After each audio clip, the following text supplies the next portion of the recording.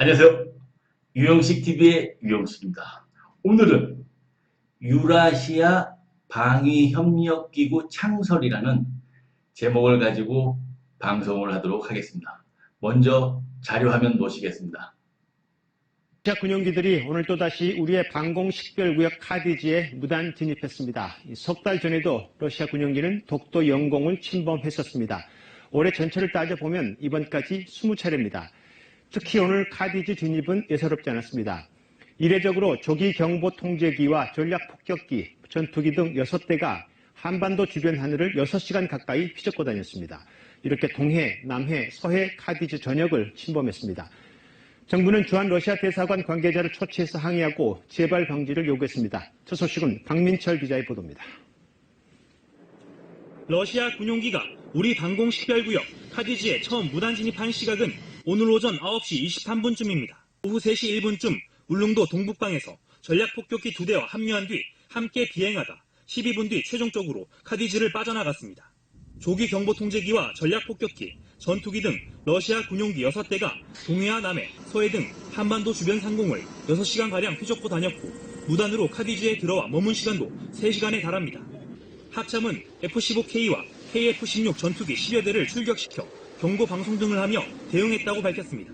최근 미국 국무부 등의 고위 인사들이 방한해 지소미아를 연장하라고 압박한 데 이어서 이번엔 밀리니 합참 의장에게서 압박 발언이 나왔습니다. 한국이 미국과 일본으로부터 분리된다면 중국과 북한만 이득이라면서 애들러 지소미아 연장을 압박했습니다. 자세한 내용을 워싱턴 김은규 특파원이 전합니다. 합참의장에 취임한 밀리 육군대장의 첫 해외 방문지는 일본과 한국입니다. 밀리 의장은 일본으로 향하는 비행기에서 한일 정보보호협정 지소미아에 대해 중국과 북한 이익론을 폈습니다. 한국이 미국, 일본과 분리된다면 이는 중국과 북한의 이익임이 분명하다고 말했습니다. 그렇지만 우리 입장에서 최근 미국의 움직임을 보면 원인 제공자인 일본은 놔두고 지소미아를 연장하라고 한국만 압박하는 모양새입니다. 그게 한국에게도 이익이라는 주장을 깔고 있습니다. 처음 보신 자료 화면은 러시아 군용기 6대가 지난달 22일 오전부터 오후까지 우리나라 카디지를 수시로 들락거리며 우리나라 영공을 휘젓고 다녔다는 뉴스이고, 두 번째 보신 자료 화면은 뒤에 보시는 에스퍼 국방장관과 밀리 신임 합참의장이 이번 15일 날 우리나라를 방문합니다. 방문하는 목적은 지소미아 연장과 방위비 분담금 증액 문제를 협의하기 위한 것입니다. 자, 제가 이 두 뉴스를 보고서 생각한 것이 바로 우리나라만 이 문제에 직면해 있냐는 것입니다. 지금 우리나라와 같이 이 두 문제, 러시아 군용기의 영공 침범이라든지 미국 트럼프 정부의 방위비 분담금 증액 압박에 동병상련을 갖고 있는 나라들이 있다는 것입니다. 무슨 말이냐? 저 멀리 유럽의 북대서양 조약기구 회원국들이 우리나라와 같은 처지에 있다는 것입니다.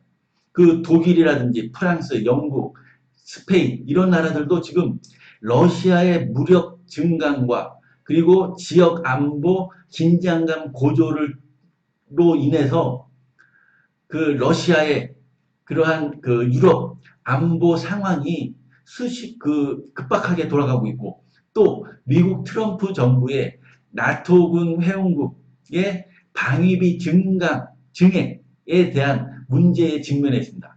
자, 그러면은 우리나라 대한민국과 북대서양 조약기구, 그리고 여기에 지금 25일부터 27일 부산에서 열리는 한 아세안 특별정상회의에 참석하는 아세안 10개국들, 아세안 10개국들은 지금 어떤 처지냐면은 중국의 남중국해에 대한 안보 불안으로 인해서 베트남, 필리핀, 말레이시아, 인도네시아가 이 문제에 직면해 있습니다. 그렇기 때문에 이번 문재인 대통령께서 한 아세안 특별정상회의를 통해서 이 유라시아 방위협력기구 창설의 아젠다를 요번 한 아세안 특별정상회의에서 의제로 올리시는 겁니다. 거기에서 그 한 아세안 특별정상회의에서 이 유라시아 방위협력기구 창설에 관한 중론이 모아지고 또 계속적으로 토론과 협의를 통해서 이 의견이 모아지고 또 북대서양 조약기구 회원국들 독일, 스페인, 프랑스 이러한 나라들과 함께 이러한 공동의 문제에 대해서 협의를 하자는 것입니다. 그것이 바로 유라시아 방위협력기구 창설인 것입니다.